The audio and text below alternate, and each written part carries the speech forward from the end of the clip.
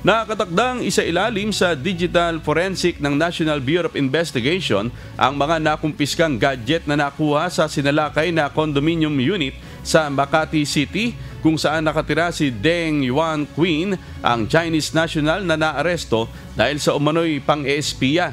Batay sa bisa ng search warrant, ginalugad ng National Bureau of Investigation Special Task Force ang naturang kondo unit kung saan nakuha ng NBI ang mga karagdagang gadget gaya ng computer, laptop, router, modem at external drives na posible nilang maggamit sa data extraction at remote access. Bukod sa mga gadget, iimbestigahan din ng NBI ang mga nakuhang deposit slip. Sa ngayon ay hawak ng Makati Regional Trial Court ang naturang kaso. Yung mga gamit na nakuha, obviously, pwede siyang makakonect sa internet at pwede niyang magamit for remote access, no? So, ito yung mga devices na pwede mong gamitin sa pagkuha ng mga information or pagkuha ng data.